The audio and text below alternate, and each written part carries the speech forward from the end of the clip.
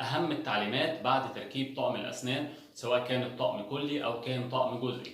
رقم واحد، تلبس الطقم اطول فتره ممكنه. طب ليه تلبس الطقم اطول فتره ممكنه؟ لانه نجاح تركيبات الاسنان المتحركه بيعتمد على انك تتعود عليها. يعني النهارده غير بكره، غير بعد بكره، غير بعد اسبوع. في بدايه التركيب بتحس ان في حاجه تقيله، بتحس ان في حاجه كبيره في الفم، بتحس كمان وانت بتمضغ انك مش عارف تمضغ كويس، او مش عارف تبقى متذوق الاكل بشكل كافي زي ما كان بتحس بيه قبل كده.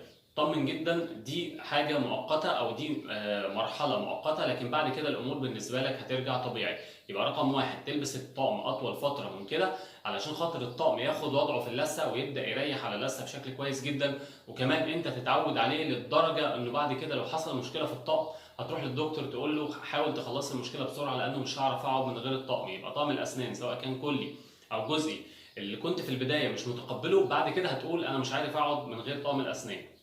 رقم اتنين، بلاش تاكل عليه اي حاجه صلبه. يعني طقم الاسنان احنا بنحاول نعمله رقم واحد للحفاظ على المنظر، رقم اتنين علشان يساعدك في الاكل.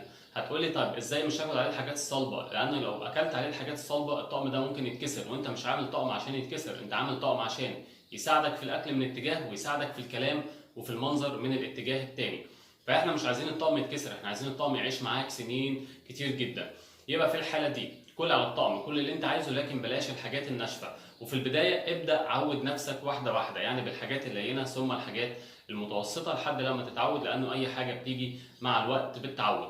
رقم ثلاثة، لو طقم الاسنان عامل لك التهاب ما تقولش انا اتضايقت من الطقم عامل لي التهاب، ده الطقم مش كويس. لا، طالما الطقم ماسك مع اللثه كويس او ثابت في اللثه كويس، اي التهاب في البدايه بيبقى طبيعي. ليه؟ لانه جسم غريب داخل على جزء كبير جدا في اللثه، وبالتالي لو عمل فيها التهاب بتاخد علاج سواء كان غسول فم، بتاخد جل تدهنه على اللثه بتاعتك، بتاخد مضاد حيوي، يعني زي ما يكون بتاخد العلاج المناسب. دي برضو بتبقى مساله مؤقته. يعني شفت ناس كتير جدا في الحاجات اللي هي شبه كده وكانوا عاملين اطقم اسنان، وكمان بداوا بعد كده الموضوع كان بيبقى معاهم كويس جدا لدرجه انه كانوا بيفتكروا الايام اللي كانوا بيعانوا فيها، فبقوا خبره. يعني بعد كده مثلا لو في حد بيعمل طقم اسنان ممكن هم اللي يدوا له التعليمات كمان.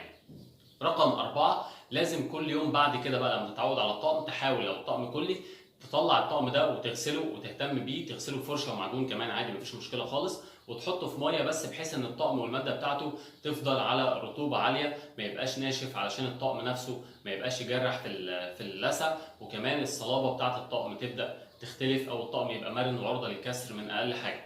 يبقى انت كده بتنظف الطقم وعرفت كل التعليمات بتاعته، وفي تعليمات كتير جدا لو فضلت اتكلم عنها ممكن اخلي الفيديو نص ساعه، لكن انا مش عايز كده، انا بتكلم في الحاجات اللي تفيد الناس فقط. ولا قدر الله لو اكلت حاجه صلبه على الطقم والطقم ده اتكسر نصين، برضو اطمن ما تقلقش خالص. الطقم ده بتوديه لطبيب الاسنان من غير ما ياخد مقاس ولا اي حاجه خالص، بيقوم يرجعه للمعمل، المعمل يبدا يلحم الطقم ده ويرجعه لك زي ما كان من نفس الماده اللي كان موجود بيها او اتعمل بيها الطقم، وبيكمل معاك برضو سنين كتير. دي كانت اهم التعليمات زي ما قلت. ممكن تعملوا لايك للفيديو، ممكن تعملوا شير يوصل لعدد من الناس. بشكركم على متابعتكم. انا بعتذر لو بتكلم بسرعه، بس هي كل الفكره انا ما بحبش الفيديو ياخد وقت اكتر من اللازم. والسلام عليكم.